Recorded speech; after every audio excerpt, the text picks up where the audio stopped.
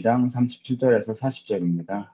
神様の御言葉はマタイの福音書22章の37節から40節までです。 봉독하겠습니다. 朗読いたします。 예수께서 이르시되 내 마음을 다하고 목숨을 다하고 뜻을 다하여 주 너희 하나님을 사랑하라 하셨으니 イエスは言われた。心を尽くし、精神を尽くし、思いを尽くしてあなたの神である主を愛しなさい。 이것이 크고 첫째 되는 계명이요 これが最も重要な第一の掟である。 둘째도 그와 같으니 내 이웃을 내 자신같이 사랑하라 하셨으니 第二もこれと同じような重要である隣人を自分のように愛しなさい。 이 두 계명이 온 율법과 선지자의 강령이니라. 一方全体と預言者はこの二つの掟に基づいている。 제자는 사랑으로 증명됩니다. 弟子は愛によって証明されます。 성경에서 제일 많이 강조한 단어가 사랑입니다. 聖書で最も強調している単語は愛です。 하나님은 사랑이라고 하셨습니다. 神様は愛であるとおっしゃいました。 예수님께서도 율법의 핵심은 사랑이라고 말씀하셨습니다. イエス様も律法の基本は愛だとおっしゃいました。 구약 전체에서 하나님께서 하시고자 하신 말씀이 사랑하라는 것입니다. 神様は旧約聖書全体を通しておっしゃりたいことは愛です。 우리는 단순히 부름받은 전도자 정도가 아니라 사랑의 사람이 되어야 합니다. 私たちはただ伝道者として召されただけではなく、愛を証明していかなければなりません。 특히 우리는 세 가지 사랑이 균형 있게 흘러야 합니다. 特に私たちは3つの愛がバランスよく流れなければなりません。 하나님 사랑, 이웃 사랑, 교회 사랑입니다. 神様への愛、隣人への愛、教会への愛です。 그때 복음의 능력이 우리에게 나타납니다.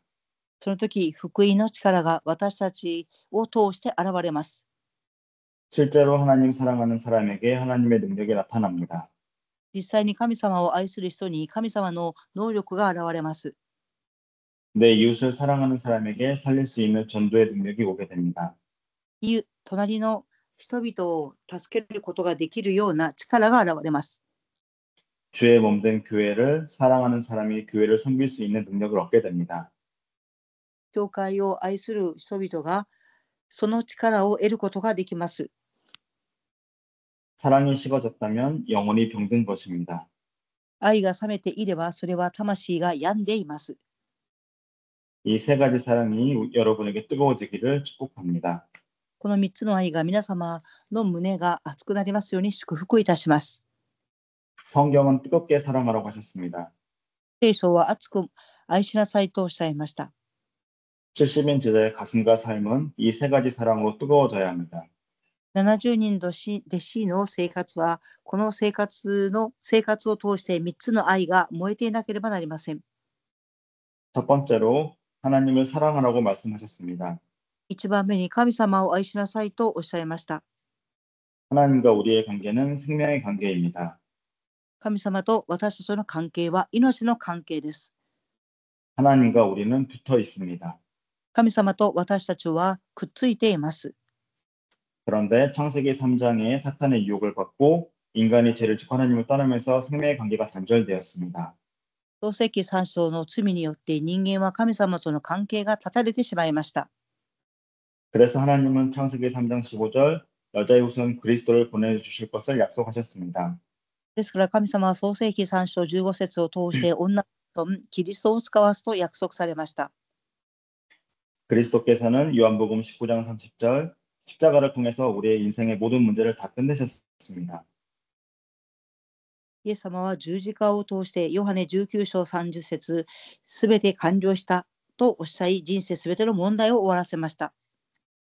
그래서 하나님과 우리의 관계를 십자가를 통해서 회복시켜 주신 것입니다. そして神様は私たちの関係を十字架を通して回復してくださいました。 십자가를 바라볼 때마다 하나님의 사랑과 은혜를 느끼게 됩니다. 十字架を見上げるたびに神様の愛と恵みを思い起こすことになります。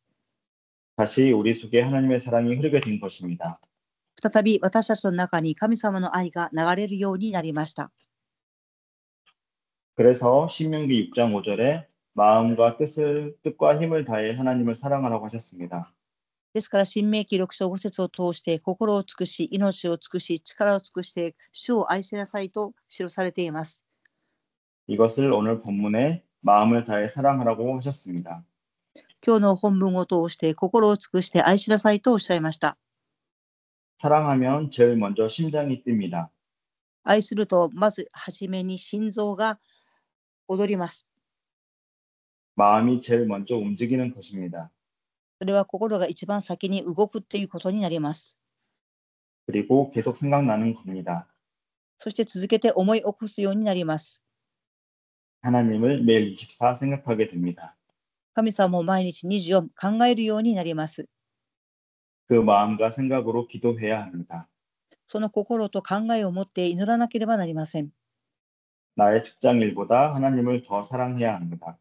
私の職場の仕事よりももっと神様を愛しなければなりません。 그러면 기도 속에서 직장의 일이 되어지는 겁니다. そうすると祈りを通して職場の仕事が成り立っていきます。 두 번째는 목숨을 다해 사랑하라고 하셨습니다.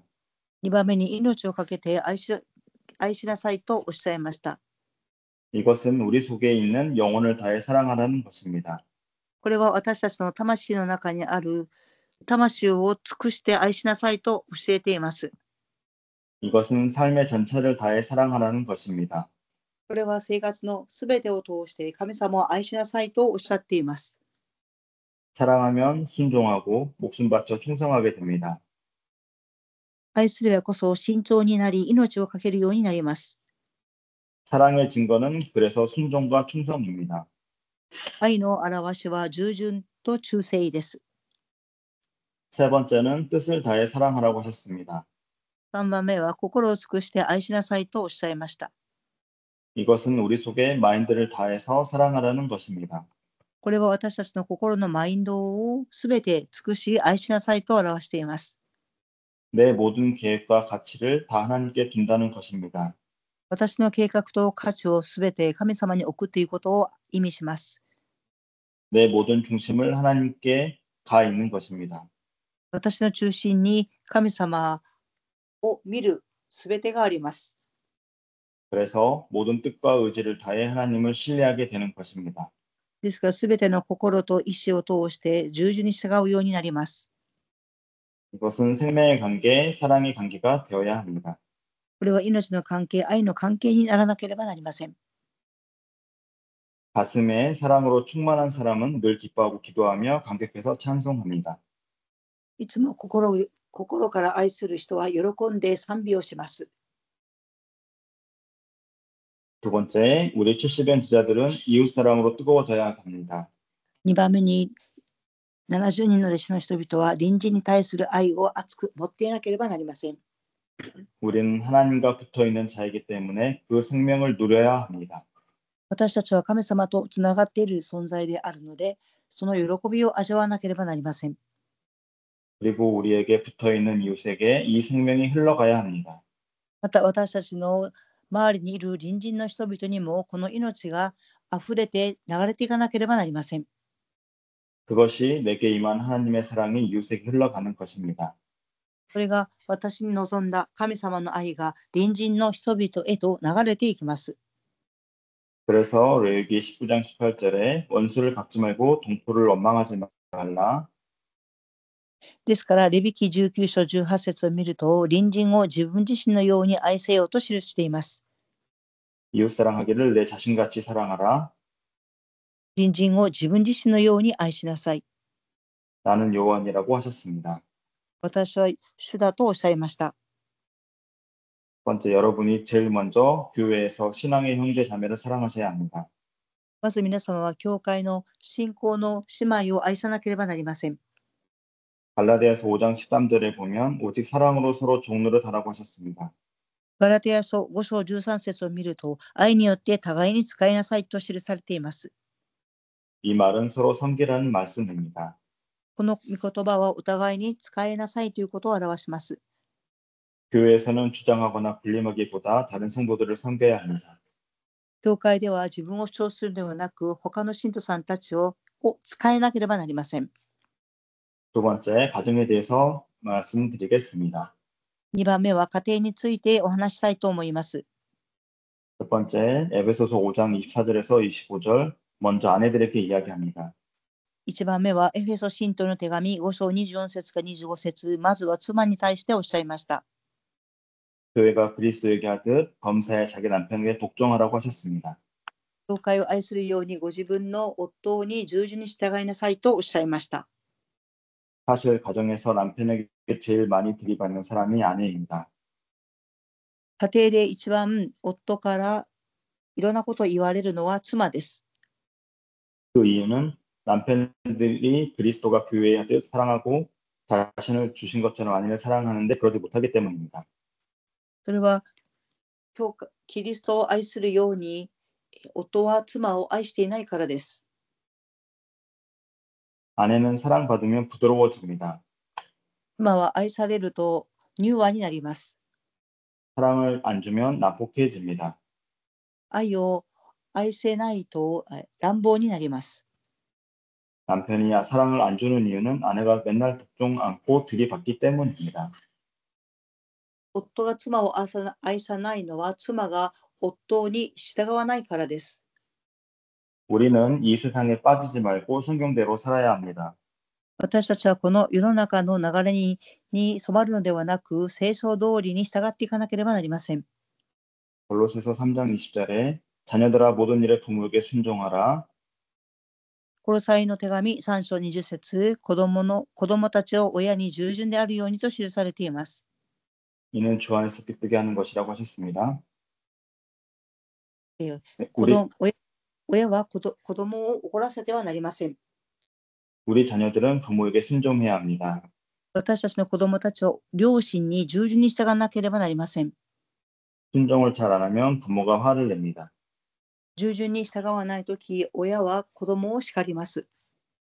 그리고 부모도 자녀를 노엽게 하지 말라고 하셨습니다. そして両親も子供たちを叱ってはならないとおっしゃいました。 가정에서도 우리는 하나님의 사랑으로 서로 사랑해야 합니다.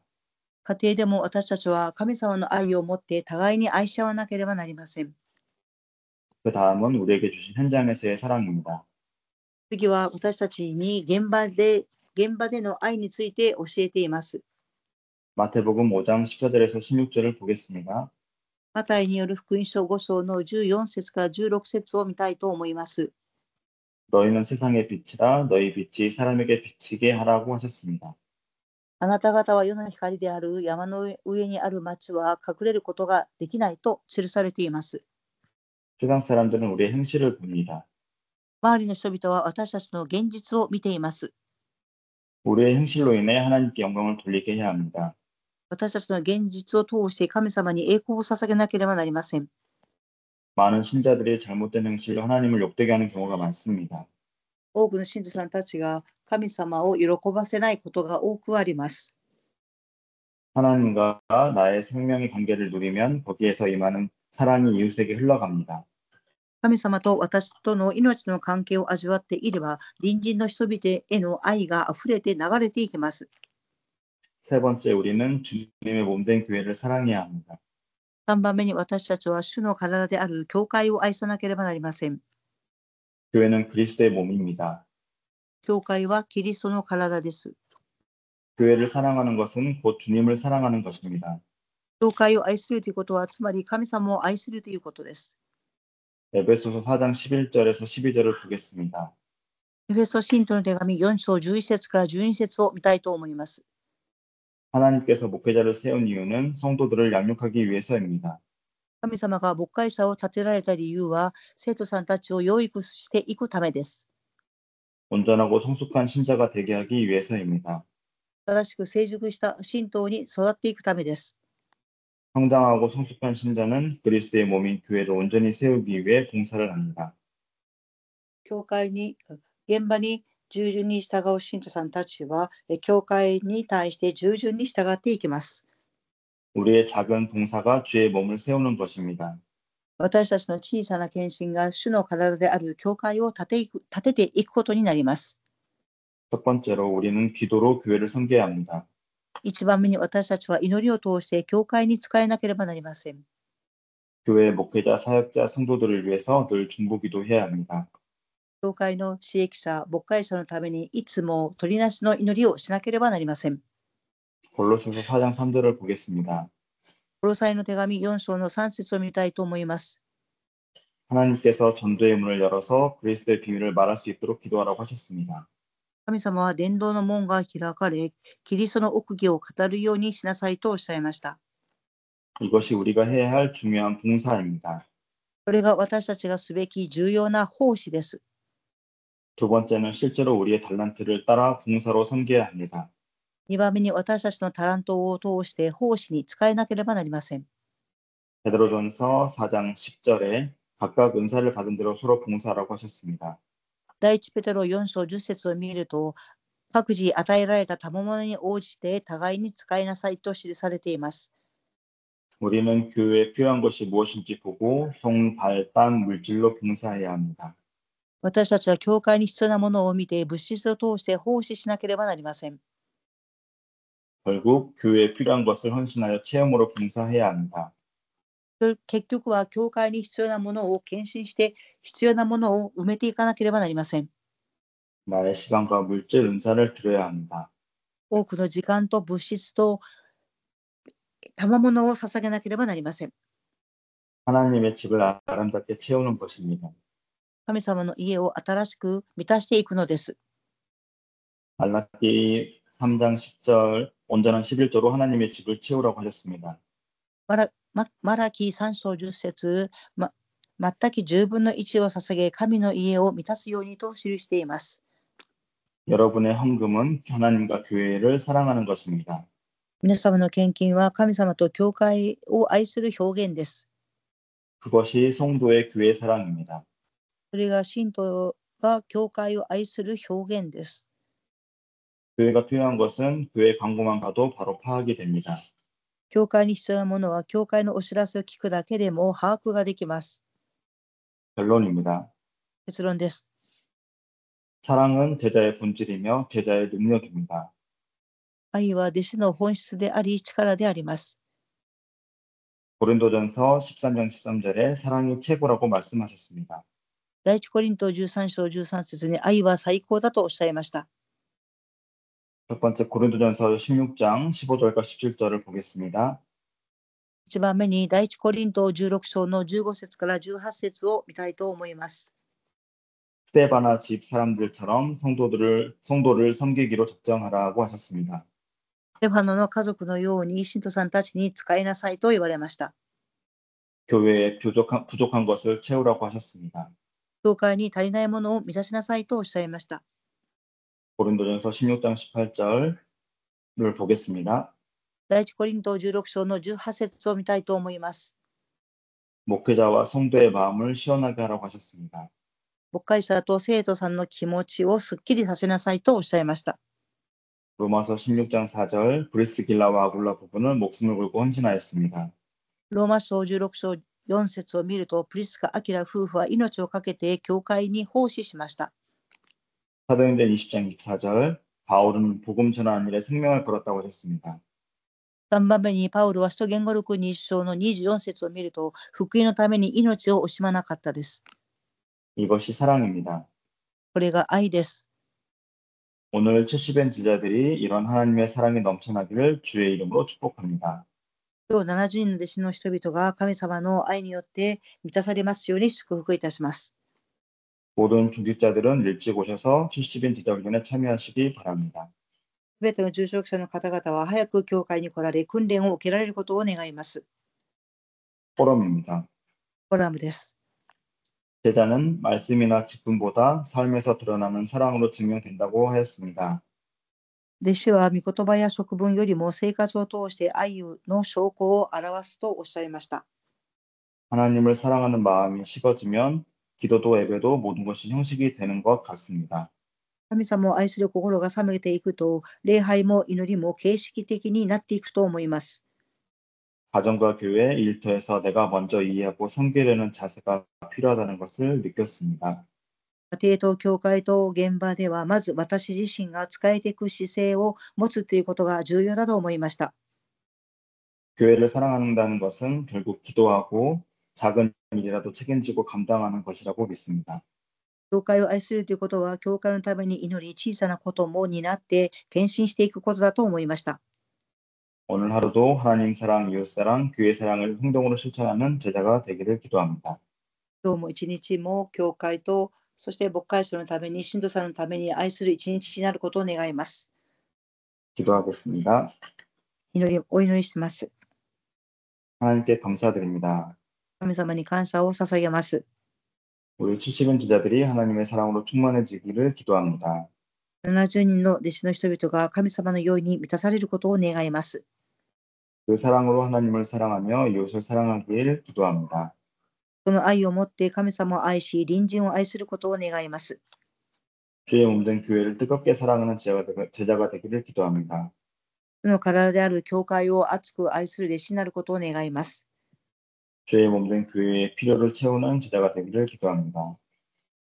主の体である教会に必要なものを満たす信徒になることを願います。 예수님의 이름으로 기도드립니다. イエス様の皆によってお祈りいたします。 아멘. 주기도문 하시겠습니다. その祈りを始めたいと思います。 하늘에 계신 우리 아버지여, 이름이 거룩히 여김을 받으시오며 나라가 임하옵시며 뜻이 하늘에서 이루어진 것 같이 땅에서도 이루어지이다. 오늘 우리에게 일용할 양식을 주옵시고 우리가 우리에게 죄 지은 자를 사하여 줄 것 같이 우리의 죄를 사하여 주옵시고 우리를 시험에 들게 하지 마옵시고 다만 악에서 구하옵소서. 나라와 권세와 영광의 아버지께 영원히 있사옵나이다. 아멘. 네. 감사합니다. 감사합니다. 아멘. 여러분, 내일부터 우리 마가다락방 기도의 시작입니다. 교회로 8시까지 모입니다. 明日からマルコの口調の間の祈り会が始まります。8時からです。 온라인은 유튜브로 방송합니다. オンラインは YouTube で放送されます。 내일 뵙겠습니다. 축복합니다. お会いしましょう。 네.